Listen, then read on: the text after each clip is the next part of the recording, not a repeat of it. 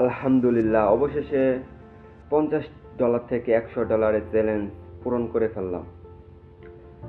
So এই চ্যালেঞ্জে আমার অনেক বিপদ বা অনেক কিছুই ঘটে গেছে, আপনাদের সাথে আমি পুরোপুরি সব কিছু শেয়ার করতে পারিনি। সো আপনার স্ক্রিনে দেখেন কিভাবে আমি এই $50 থেকে $100 পূরণ করলাম। সো আমি টেট নিছি, আর আমার ফোনের ক্যামেরা তেমন ভালো না, আমার ফোনের ক্যামেরা দিয়ে আমি স্ক্রিনে ভিডিও করছি, ভিডিও করে আপনাদের সাথে আমি শেয়ার করতেছি, দেখেন। আর আপনারা তো জানেনই আমি স্টক না গৌতমজি এর স্ট্র্যাটেজি অনুযায়ী, এমনকি রিস্ক ম্যানেজমেন্ট, মানি ম্যানেজমেন্ট এই অনুযায়ী আমি ট্রেড করি লিকুইডিটি বেস।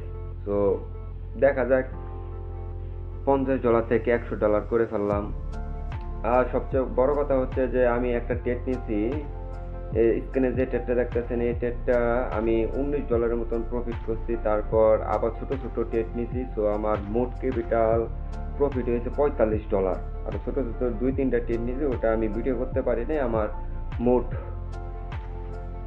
এই হয়েছে প্রফিট হয়েছে $45। আমার অ্যামাউন্ট যে খাওয়াইছে $50 থেকে আমি $131 করছিলাম।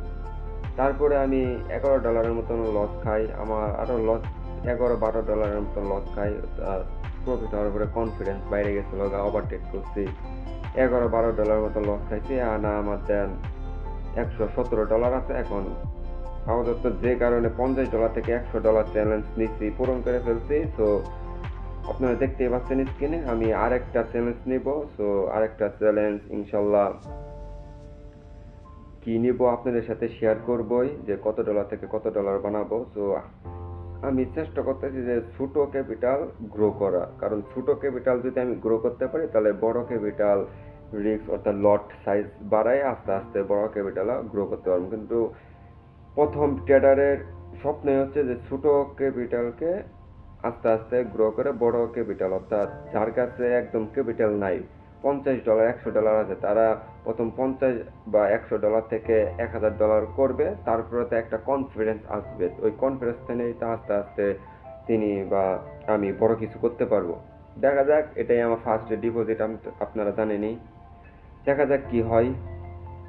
সো আরেকটা চ্যালেঞ্জ নেব, আরেকটা চ্যালেঞ্জ কি নেব এটার ভিডিও আপনারা দেখতেই পারবেন, দেখা যাক কি হয়।